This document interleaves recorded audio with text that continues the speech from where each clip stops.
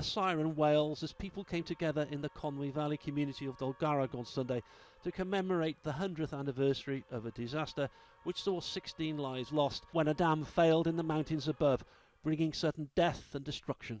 A century ago there was no warning siren, and lives were swept away because of a botched design and a complete absence of laws to protect people from the potential destructive power of water. Memories had been handed down, mother to daughter, father to son. She told me about one of her sisters, being found clinging to a mattress and holding her teddy.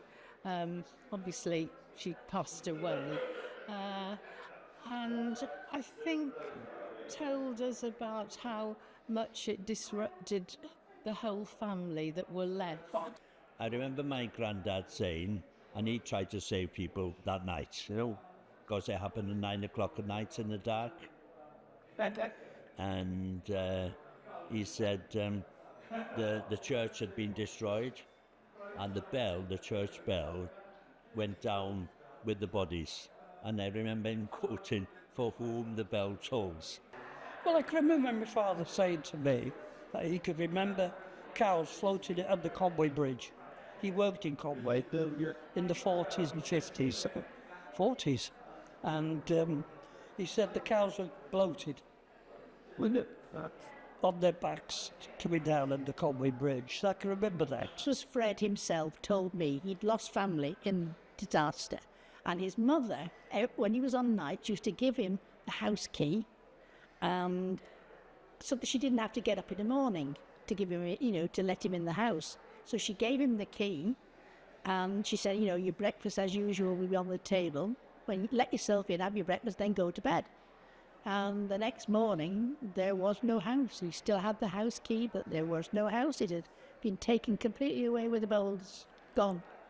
Organised by Conwy Council and the local community, there were exhibitions, music and poetry, all to commemorate those who died. I've been bringing the human stories to life, talking to the relatives, making sure they're happy. I've met relatives who've been given names in honour of the people that their family who died, and they wanted their stories told.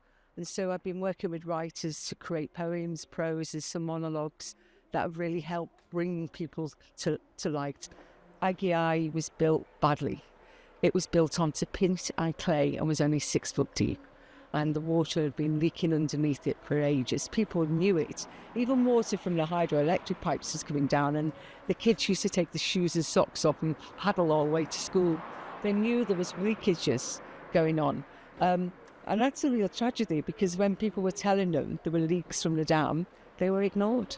It wasn't looked at for 2 years in terms of inspections. The sluice keeper, I read his coroner's report, and he just said no one really bothered. They ignored what was being said. So it was an accident that should never have happened. The remains of the broken dam can still be seen today in the hills above the Conwy Valley. The disaster itself led to a change in the law. This day and age, the regulation that was in place back in the disaster time, there was nobody really looking at dam safety. If you fast forward to today, there's now 4 panels involved, all overseen by the Institute of Civil Engineers, who are appointed by the governments of the various nations of the UK.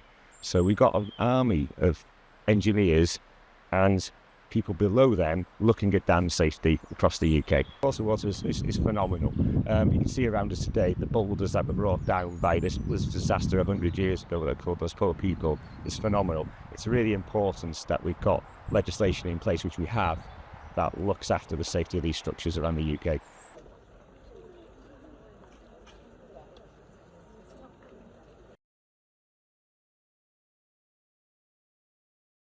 And a time to sow, a time to keep silence,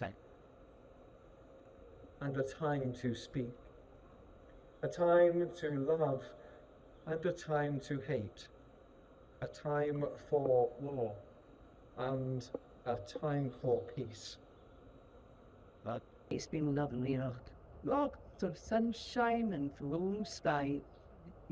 And Kate, a little Mona came by. In a raging torrent overturned equity which burst. It was a day to remember the innocent victims of a tragedy that has echoed down the generations of this small community.